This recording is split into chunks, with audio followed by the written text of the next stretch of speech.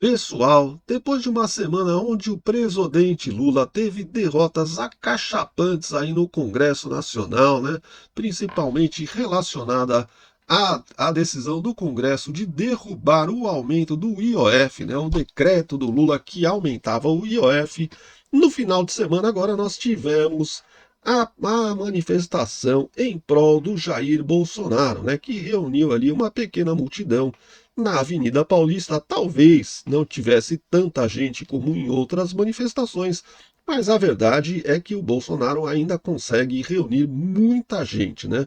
Coisa que o Lula nem tenta mais, pois sabe que não consegue, né? Como vai dizer aí o Caio Coppola, nem no dia 1º de maio, ali, o dia do trabalhador, né? Quando o Lula gostava de fazer aqueles palanques, né? Aqueles levava gente para fazer show, artistas, fazia toda aquela onda, né? Enchia de gente, de trabalhador. Agora nem isso, até desses tipo de palanque, o Lula está fugindo com medo de não ter público, né? Então, e demonstrar aí a sua fraqueza. Ele só discursa em palanques já previamente, já ajeitados ali para que tenha uma plateia que fique aplaudindo ali o seu discurso e ele seja, né, aplaudido e não vaiado, né, como se o discurso for num lugar aberto, né, provavelmente vai acontecer dele ser vaiado. Então ele sempre faz uma plateia ali já manipulada, né, para que ele se saia bem. E é isso aí, pessoal. O tema aí era se com maioria no Congresso, o próprio Congresso pode reabilitar a candidatura aí do Jair Bolsonaro, né? Eu acho difícil que para 2026 o Jair Bolsonaro tenha alguma chance de concorrer, né? A maior probabilidade é que ele vá preso mesmo, né? O STF já está com a decisão tomada, né? Toda essa ação, né, que está rolando lá no STF contra o golpe já é uma ação com cartas marcadas, né? Eles já tomaram a decisão, eles só estão interpretando ali, né, um julgamento, né, para poder depois dar a condenação a qual eles já se decidiram, né? Então é isso aí, pessoal. Vamos assistir aqui para variar, né? O Cardozão passa vergonha, né? Fica tentando defender o Lula, aí como se o Lula ainda tivesse com aquela corda toda. E o velhinho da picanha já tá mais para lá do que para cá, né? Cada vez a rejeição aumenta, né? As pesquisas agora saiu uma pesquisa aí que deu que ele tá com 61% de rejeição ali, de desaprovação. Então tá muito difícil para o Lula de conseguir ganhar uma eleição em 2026, né? Mas vamos assistir juntos aqui, pessoal, porque vale a pena. O Caio Coppola é sempre muito incisivo e acaba com as narrativas aí do Cardozão. Vamos juntos assistir, pessoal. Mas não esquece antes de deixar o seu like aí, se inscrever no canal, acionar o sininho das notificações e deixar também o seu comentário, beleza? Vamos lá então, pessoal, assistir aqui desde o comecinho. Sejam todos bem-vindos ao grande debate comigo, Juliana Lopes, e com os comentaristas Caio Coppola e José Eduardo Cardoso. Durante discurso em uma manifestação na Avenida Paulista, em São Paulo, o ex-presidente falou sobre as eleições de 2026.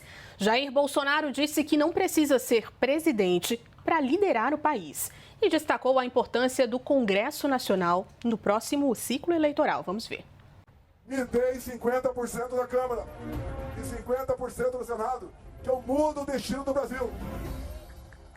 E digo mais, nem eu preciso ser presidente. O Valdemar me mantendo como presidente de honra do Partido Liberal, nós faremos isso por vocês.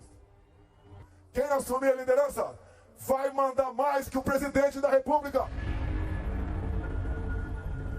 Com essa maioria, nós elegeremos o nosso presidente da Câmara, o nosso presidente do Senado, o nosso presidente do Congresso Nacional, a maioria das comissões de peso no Senado e na Câmara. Vamos então ao debate. Caio, queria começar hoje por você. Muito bem-vindo. A pergunta é a seguinte: com essa maioria, o Congresso pode reabilitar Bolsonaro depois das eleições de 2026? Olá, Juliana. Olá, doutor Zé Eduardo. Saudações à nossa audiência. Bom, vamos começar então pelo evento que provocou o nosso debate de hoje, a expressiva manifestação popular ocorrida nesse domingo, 29 de julho, aqui na Avenida Paulista. Mais uma vez, o ex-presidente Jair Bolsonaro atrai uma multidão de apoiadores para um ato público, um tipo de mobilização que Lula da Silva é incapaz de mimetizar. Basta lembrar que nesse 1º de maio, dia do trabalho, o Lula fugiu do palanque para evitar o fiasco de uma plateia esvaziada, a exemplo do que já tinha acontecido em 2024. Esse nível superior de engajamento da direita nas ruas se reflete também em ambiente virtual. Vejam só, dos 10 parlamentares mais populares nas redes sociais, só um é aliado do governo petista. Na verdade, aqui, de janeiro a maio desse ano, o Lula perdeu 1 milhão de seguidores nas suas contas de Instagram e Facebook. E nos meses de abril e maio, a cada 4 menções ao petista, 3 eram negativas, incluindo aqui expressões engraçadas como "cadê a picanha?", em referência àquela promessa não cumprida de Lula em 2022. Bom, com o desgaste do governo da esquerda, envolvido aí em escândalos de corrupção, em aliança com ditaduras, em aumento de impostos e principalmente esbanjamento de dinheiro público, há a perspectiva de uma vitória contundente da direita em 2026. Isso já foi sinalizado em 2024, quando os partidos de direita conquistaram nada menos que 2.673 prefeituras, enquanto partidos da esquerda venceram em apenas 752 municípios. O PSOL, por exemplo, já falei isso aqui uma vez, teve 210 candidatos a prefeito e não conquistou nenhuma prefeitura.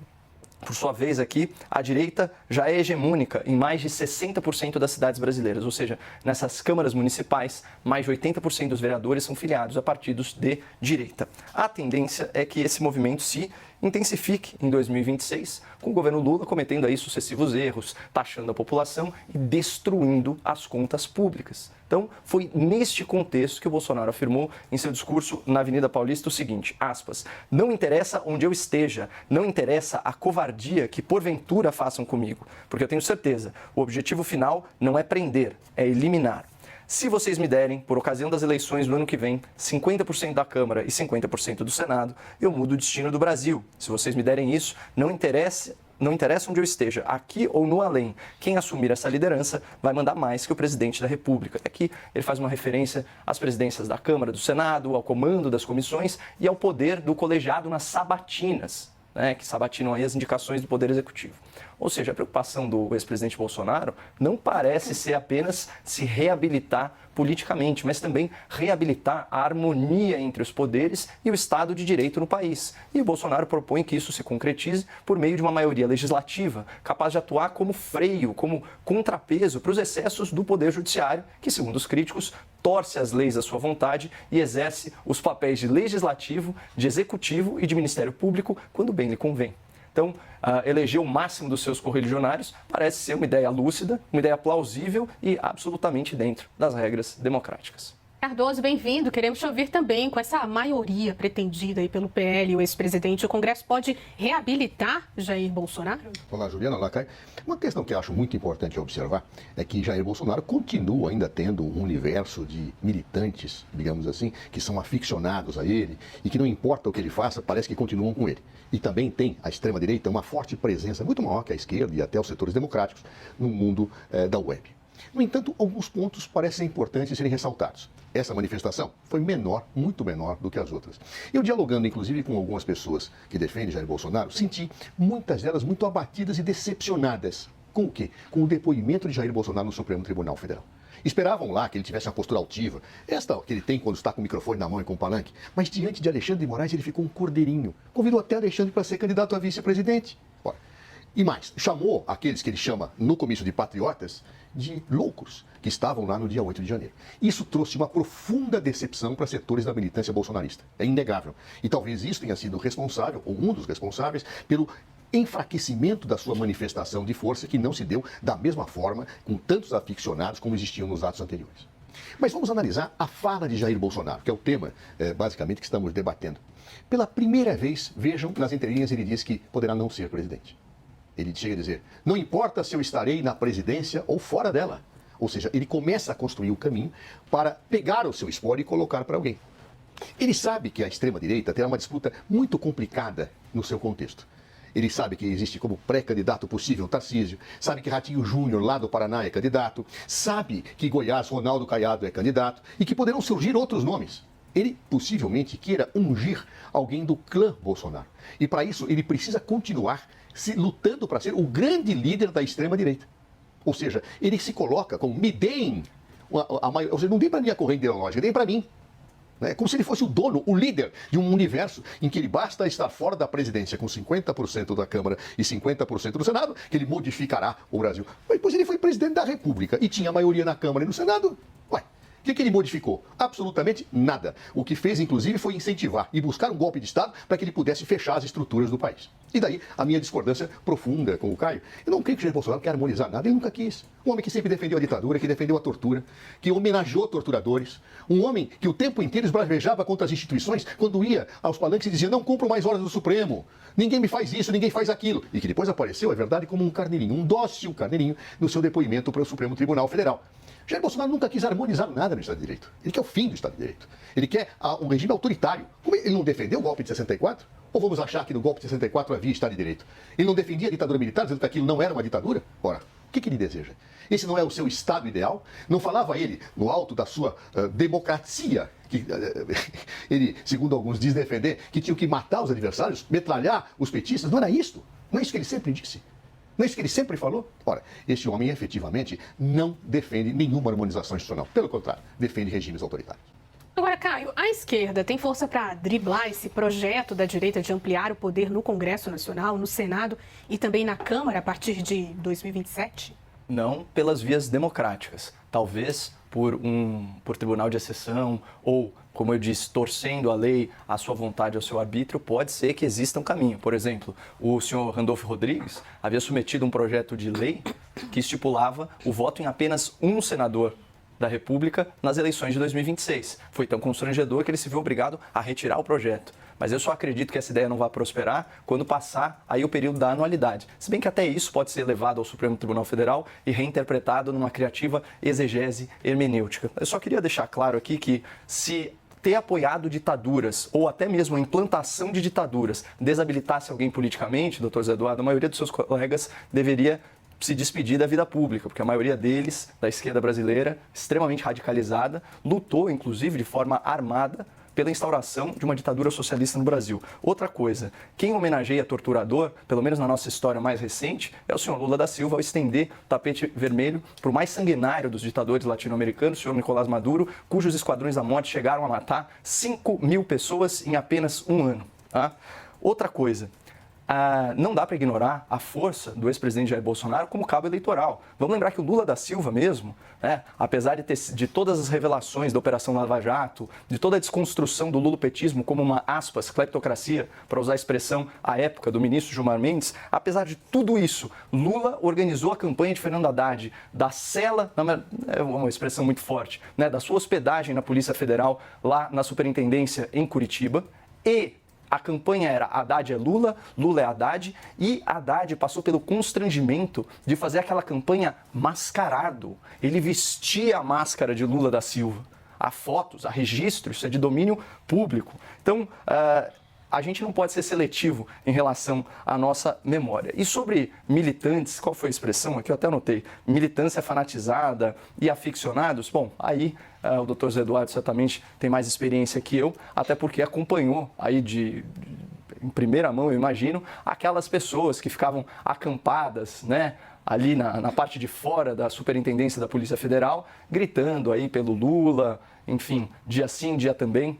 Então, de fanáticos, os dois lados talvez estejam aí muito bem representados, mas eu vejo muito mais fanatismo em quem faz esse tipo de coisa. Agora eu tenho uma última pergunta. O doutor Zé Eduardo fala muito em extrema-direita, os líderes. Eu gostaria de saber de verdade, é a sua opinião. O governador Tarcísio de Freitas, o governador que estava lá no palanque também, Romeu Zema, e como você citou, o governador Ratinho Júnior, na sua opinião, eles são extremistas? Fica essa pergunta e a minha também. A esquerda tem força para driblar, então, o projeto da direita de ampliar o poder no Congresso? Respondendo a pergunta do Caio, eu não sei dizer, por exemplo, Tarcísio foi do governo Dilma Rousseff. Depois passou a defender Jair Bolsonaro. O faz por convicção ou faz por oportunismo? Vamos ver, a vida vai dizer. A vida vai dizer, hoje ele defende posições de extrema-direita, especialmente no campo da segurança pública, quando a sua polícia mata impiedosamente e não existe nenhuma garantia no plano dos direitos objetivos que as pessoas devem ter.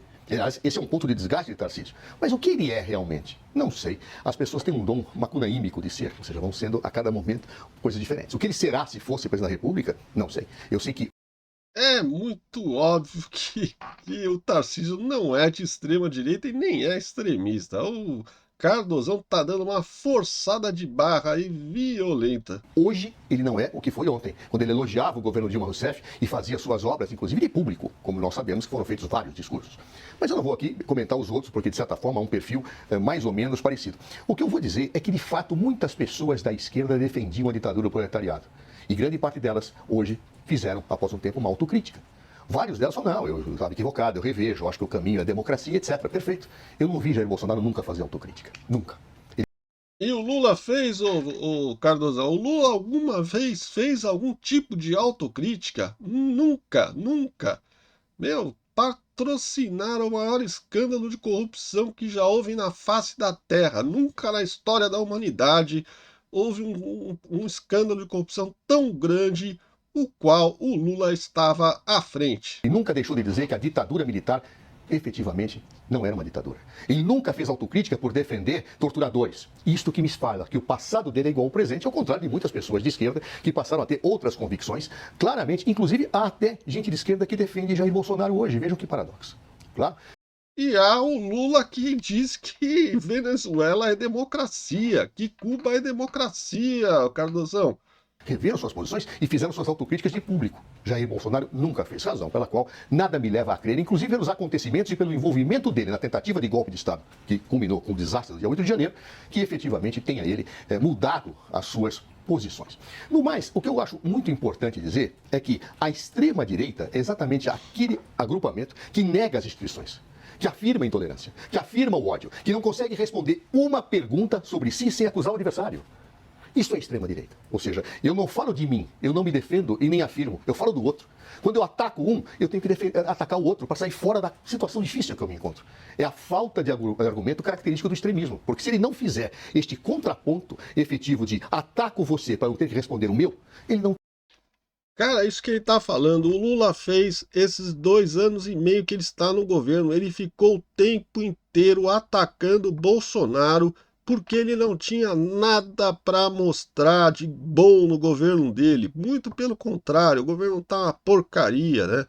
Queimadas na Amazônia, desmatamento, inflação, preço das comidas caras, tudo indo errado, né? Aumento de impostos, tudo ao contrário do que ele prometeu, né? E aí não tem o que mostrar, fica atacando o Bolsonaro, fica atacando o presidente do Banco do Brasil, Campos Neto, né?